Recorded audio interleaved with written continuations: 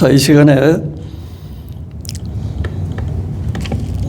말씀에 들어가기 전에 먼저 기도드리겠습니다.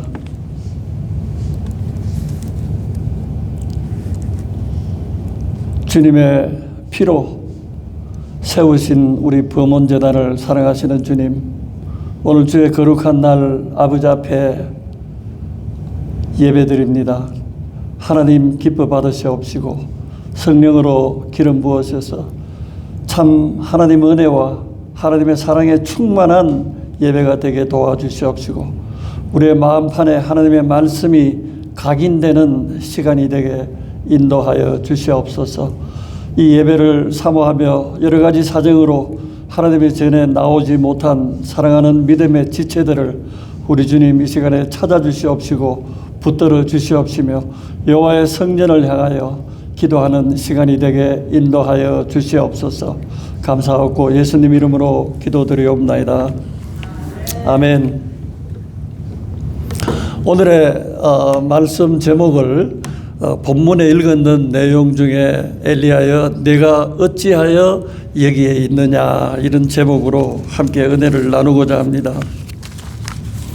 여러분들, 여름이 되면은 사계절 중에 제일 지치기 쉽지 않아요? 물론 기온이 더워서 지치기도 하지만은 여름이 되면은 여러 가지 의욕도 많이 떨어지고 하는데, 그 중에 특히 이 시니어 분들, 연로하신 분들은 여름에 더욱더 지치기가 쉽죠. 그래서 사실은 이 지치는 것이 한두 개 몸만 지치는 것이 아니라 우리의 의식도 많이 지쳐감을 느낍니다. 여러분들 어떠세요? 성도님들은 혹시 옛날에 내가 냉면을 기가 막히게 좋아했는데 요즘은 냉면은 귀찮아. 또 어떤 이들은 내가 옛날에 순두부를 아주 좋아했는데 요즘은 별로. 먹고 싶은 음식이 별로 없어요. 하나하나가 자세히 생각해 보면은 내가 그걸 꼭 먹었으면 좋겠다 하는 음식이 나이가 들면서 점점 없어지더라고요.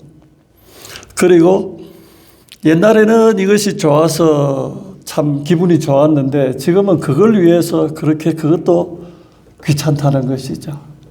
그래서 만사에 의욕이 떨어지고 귀찮아지는 이때에 누가 그런 보신탕을 맛있게 한 그릇 드리면은 새 힘이 풀풀 나시겠어요? 그렇지도 않습니다. 사실은 이런 삶의 의욕이 떨어질 때 딱하게도 옆에서 도와줄 수가 없다는 것이죠. 그러나 우리에게는 늘 새 아침이 있듯이 날마다 활기찬 활력과 새로운 기력이 필요한데, 이런 활력과 기력은 어디로부터 우리가 오는 것일까요? 그래서 오르가닉 식품이 아니고요. 이 활기찬 의욕은 성도에게는 사명에 대한 새로운 인식에서 우리가 다시 거듭나고 다시 세워지고 다시 일어날 수 있다는 것입니다. 이것이 오늘 본문의 말씀인 것입니다. 그래서 여기 나오는 아합 왕은 북이스라엘의 왕인데 그 아내가 그 바알을 섬기는 제사장의 딸 유명한 이사벨입니다.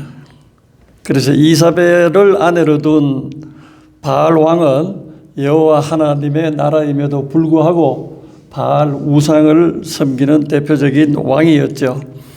그래서 하나님께서 엘리야 선지자를 통해서 온 이스라엘 백성들이 이 왕의 우상 섬김에 빠져서 다 우상 쪽으로 다 빠지는 그때 선지자들을 모아서 그와 큰 대결을 하도록 하나님께서 말씀을 하신 것입니다. 그때 하나님께서 엘리야 선지자에게 3년 반 동안 비가 내리지 않게 하실 것을 말씀하시고, 또 엘리야가 말을 하면은 비가 다시 내릴 것을, 그런 큰 능력을 엘리야에게 주신 것입니다. 그래서 그 앞에 18장 전체를 할애해서 바알 선지자 이제 450명, 그리고 아세라가 섬기는 아세라 선지자 400명 이렇게 850명 선지자를 우리가 아는 대로 다 갈멜산 꼭대기로 오게 해서 거기서 제단을 쌓고 이스라엘 백성들을 다 모이게 하고 불로 응답하시는 신이 바알이면은 그가 참 신이고 여호와면은 그가 참 하나님이라 하는 것을 공개적으로 우리 엘리야 선지자가 바알과 대결하면서 아합 왕에게 이렇게 자극과 도전을 내민 것입니다. 물론 이렇게 하는 목적은 이스라엘 백성들을 하나님께로 돌리고자 하는 것이 목적이었다는 것이죠. 그래서 결과적으로 불이 하늘에서 내려서 바알을 쫓는 바알 선지자에게는 아무런 응답이 없었고 저녁 때가 되었을 때 불이 하늘에 내려서 온 제물과 제단이 다 물로 젖어 있는 것을 이렇게 불이 핥듯이 완전히 다 태워버렸다 이런 거죠. 참 불 말씀을 들으니까 이번에 저희가 여행 중에 산불이 여기 금원하고 베닝 쪽에 있었다 하죠. 그래서 저희도 참 걱정을 했었는데 어떻든 이 불이 하늘에서 내려와서 이제 엘리야의 제물을 다 태우고 응답하신 것입니다. 그렇게 해서 그때 엘리야가 이제 여호와가 참 하나님이신 것이다 하고 백성들이 다 소리칠 때 그 선지자들이 도망 못 가도록 하고 바알 선지자와 아세라 선지자 850명을 시내가로 내려가서 다 죽이게 된 것입니다. 정말 큰 승리를 거둔 것이죠. 그 승리 이후에 이세벨은 아합 왕의 아내죠. 굉장히 시태말로 하면은 아주 날카롭고 잔인하고 그런 왕비였습니다. 이 이세벨이 자기의 모든 이스라엘 바알 선지자들과 아세라 선지자들이 엘리야에게 당하여 죽게 된 것을 듣고 내일 이맘때까지 내가 네 목숨을 끊어놓지 않으면은 내게 신이 벌을 내릴 것이다 이렇게 말하면서 엘리야를 찾아서 죽이려고 하는 것입니다. 그래서 엘리야는 어떻게 됐어요? 큰 승리를 거두고 난 다음에 자기 생명을 위협하는 데서 도망을 갔어요. 어디로? 유다의 제일 남쪽 브엘세바라는 것은 이집트하고 이스라엘하고 경계 지역입니다. 거기에 가서 유대 광야에 가서 자기 사환도 다 두고 혼자 가서 광야가 얼마나 뜨거워요. 아무도 사람도 살지 못하는 그곳에 깊이 들어가서 로뎀나무라는 광야에 피는 가시나무 그 그늘 아래서 이제는 더 이상 도망갈 데도 없는 거예요. 자기는 나가면은 그 왕비의 손에 죽게 되는 것입니다. 그래서 두렵기도 하고 나갈 수도 없어요. 그래서 엘리야는 큰 승리를 거두고 난 이후에도 오히려 더 탈진하고 기력이 쇠잔하여서 이제 나무 밑에서 하는 말이 뭐냐 하면은 여호와여 내가 열심히 특심하오나 내 상황이 이러하오니 이제 나의 목숨을 거두어 가시옵소서. 내가 이제 살 기력조차 없습니다. 차라리 여호와 하나님께서 나의 생명을 거두어 가시옵소서. 이렇게 하면서 엘리야가 거기에 탈진해 있을 때 하나님께서 누구를 보내신다 그랬죠? 천사를 보내신다. 그래서 떡과 물을 주고 기운을 차리라고 말하고 다시 한번 천사가 와서 물 한 병과 떡을 주면서 내가 너희 이르는 곳에 가라고 힘을 내서 가라고.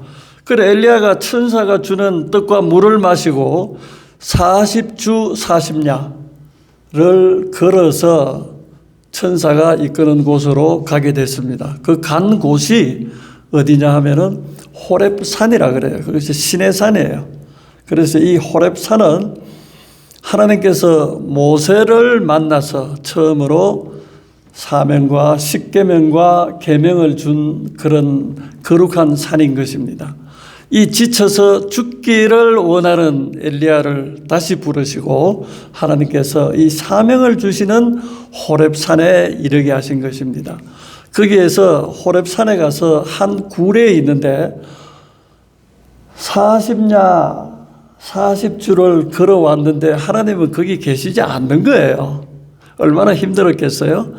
그래서 아주 큰 폭풍 같은 바람이 광야에 불어왔는데 그 바람 속에도 하나님이 계시지 아니하고, 또 바람 후에 큰 지진이 일어났는데 지진 가운데서도 하나님의 음성은 들리지 아니하고, 나중에 큰 불이 있었고 그 불이 있은 후에 하나님의 음성이 들리는데, 하나님의 세미한 첫 음성이 뭐냐 하면은 엘리야야 내가 왜 여기 있느냐는 거예요.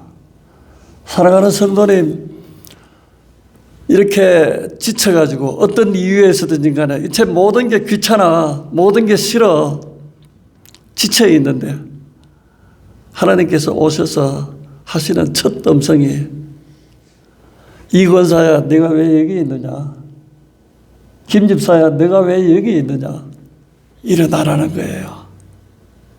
일어나라는 거예요.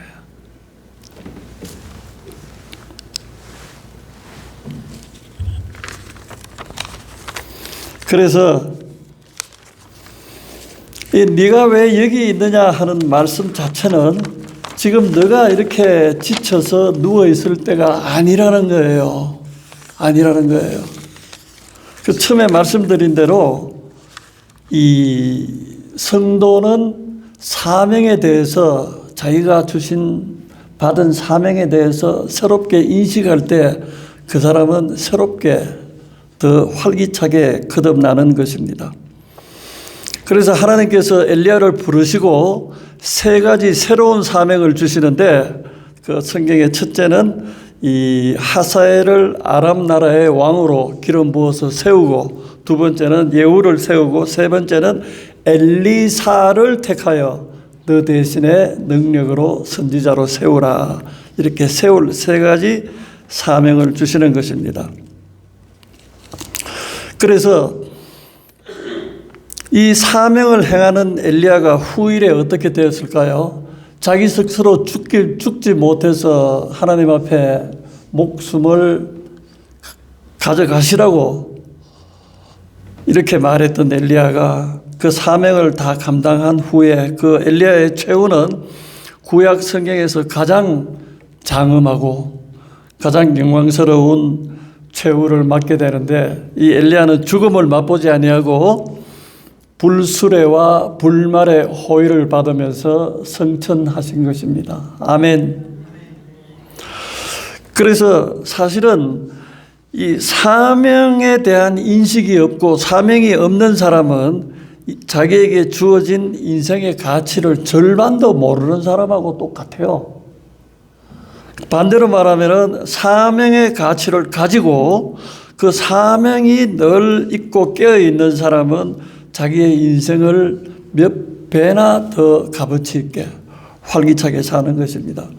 여러분들 영국의 지배를 통치나 이런 영향을 받고 있는 나라에 가보면 특히 아프리카 식민지 나라들이 많은데요, 문을 딱 열고 들어서면 교회도 마찬가지, 모든 관공서에 학교는 물론이고 우체국이나 뭐 조그마한 제과점 빵집 하나도 그런 게 있어요. 문 딱 열고 제일 잘 보이는 곳에 뭐가 있어요? 미션 스테이트먼트라는 게 반드시 있어요. 그것이 우리말로는 사명선언문이다 이렇게 말할 수도 있는데, 우체국이면 우체국, 은행이면 은행, 교회면 교회, 우리 교회가 왜 여기 있는가를 거기에 딱 1, 2, 3 딱 써놨어요. 우리는 이 지역의 영혼 구원을 위해서 우리의 삶을 헌신하기 위해서 여기에 있다. 뭐 이런 등등의 그 사명들이 다 있는 것이죠. 그래서 이 사명선언문 미션 스테이트먼트라는 것은 곧 자기의 존재의, 이 땅에서 존재의 이유를 말하고 있는 것입니다. 만일 우리 교회가 이러한 사명 스테이트먼트가 없다면 우리 교회가 범원교회에서 존재 이유가 뭐냐 할 때 머뭇거리게 된단 말이에요. 이것은 교회뿐만이 아니라 성도 한 사람 한 사람이 정말 우리가 하나님 나라에 갈 때까지 이 땅에서의 하나님이 내게 주신 사명이 무엇인가 생각하면 우리는 다시 젊어질 수가 있어요. 다시 힘차게 일할 수 있어요. 무기력하지 않을 수가 있어요. 여러분들 옆에 계신 성도님들하고 두 분이서 마주 보면서 이제 첫 번째 성도님이 옆에 분 교우님한테 올해 연세가 어떻게 되세요? 물어보세요. 그러면 질문을 받은 성도님은 꼭 이렇게 대답하세요. 하나님 일하기에 좋은 나이입니다. 한번 연습해 볼까요? 올해 연세가 어떻게 되세요? 두 분이서 옆에 쳐다보면서 두 분이 마주보고 올해 연세가 어떻게 되세요? 들리도록 크게 시작. 자, 대답은 하나님 일하기에 좋은 나이입니다. 예, 한번 바꿔서 한번 해볼까요? 올해 연세가 어떻게 되세요? 내가 뭐 70 얼마네 80 얼마네 말하려니까 뭐 어쩌고 쭈삣쭈삣 할 필요가 없어요. 하나님 일하기에 지금이 딱 좋은 나이입니다. 이 말씀은 하나님께서 우리의 모든 처지와 형편을 아시고 우리에게 맞는 그런 각자의 사명을 주신다는 것이죠. 그래서 이 사명을 가지고 있는 사람은 사명에 대해서 인식을 하고 가지고 있는 사람은 자기가 나이가 70이든 80이든 90이든 하나님 앞에서는 가장 아름다운 청년으로 사는 거예요. 믿으십니까? 믿으시면은 아멘 하십시오. 아멘. 자, 한 번만 더 할까요? 나는 하나님 앞에서 청년이다. 아멘. 다 함께 시작. 나는 하나님 앞에서 청년이다. 아침 식사 안 하셨어요? 조금만 크게 하세요. 다 같이 시작. 나는 하나님 앞에서 청년이다. 성도가 하나님 앞에서 청년이라는데 그보다 더 큰 축복이 어디에 있겠어요? 이것은 우리가 사명을 느낄 때 그런 것입니다. 그래서 사명을 느끼는 사람은 사실은 영원히 청년이에요. 지금 보시는 거 우리 범원교회 주보 아니에요? 주보에 제일 눈에 잘 띄는 큰 제일 첫 페이지 상단에 뭐라고 적혀져 있어요? 일어나 빛을 발하라. 일어나라는 거예요. 일어나라는 거예요. 사실 이 제목을 정할 때 우리 담임 목사님의 간절한 염원이 여기에 담겼다고 봐요. 저는요. 우리 교회가 일어나야 되겠다. 성도님들이 한 사람 한 사람 일어나서 빛을 발해야 되겠다.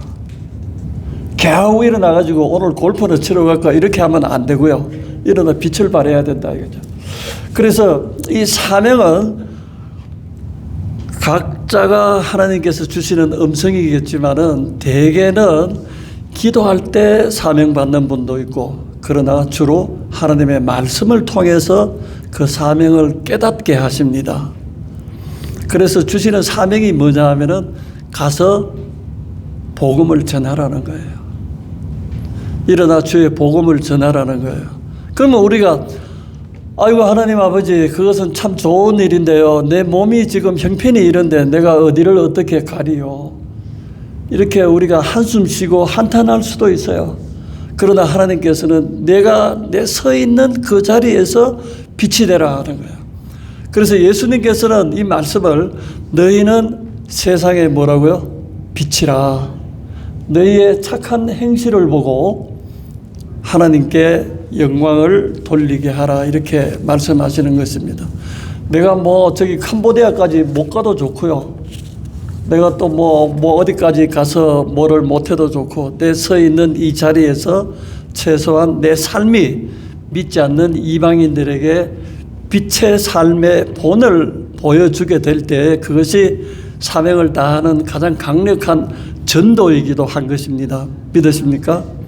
그래서 정말 내가 나이가 얼마든 간에 하나님께서 나한테 주신 거룩한 사명이 있다 하는 것을 자각한다면 오늘부터 기도가 달라져야 되고요. 오늘부터 성도들을 이웃을 섬기는 섬김이 달라져야 되는 것입니다. 옛날처럼 같아서는 안 된다는 것이죠. 더 달라져야 되고 또 내 삶의 감사가 달라져야 된다는 것입니다. 그래서 내 삶을 보고 저 권사님은 어떻게 저렇게 살 수 있지? 저 집사님은 정말 다르네. 이러한 것이 우리 불신자들 눈에 읽어질 때 그것이 참다운 전도가 되는 것입니다. 그래서 오늘은 이제 말씀을 맺겠는데요. 우리가 큰 일을 엘리야처럼 참 나라를 구하지는 못해도 큰 일을 잘 감당하고 승리를 하든지 또 큰 일을 우리가 멋지게 해냈을 때 대개 두 가지예요. 하나는 뭐냐 하면은 자만에 빠져서 승리에 도취되어서 자기가 오히려 주저앉고 퇴보하는 수도 있고요. 또 아니면은 엘리야처럼 승리했는 후에도 허탈감에 빠져서 이렇게 기진해 버리는 수가 있습니다. 그래서 사랑하는 하나님의 성도들은 승리했고 허탈하든 교만하든 빠질 것이 아니라 승리했던 간에 우리 삶 가운데 실패했던 간에 하나님의 교제는 일정하게 이어져야 된다는 것이죠. 엘리야가 하나님과의 기도와 교제가 계속 이어졌다면 내 목숨을 내 생명을 데리고 가세요 이런 독백을 안 했을 거라고요. 그래서 성도들은 우리 주위에 일어나는 모든 일을 통해서 그것이 우리가 승리하든 실패하든 실수하든 하나님과의 교제가 계속 이어진다는 것입니다. 그래서 오늘은 이제 내 모습이 어떠할지라도 내 나이가 어떠할지라도 내가 기력이 심신이 얼마나 괴롭고 지쳐 있을지라도 하나님 앞에서는 우리가 사명을 인식할 때 아름다운 청년이라 이렇게 생각하시고 하나님 주시는 새 힘으로 다시 일어서는 우리 교회와 온 성도님들 되시기를 예수님 이름으로 축원합니다. 아멘.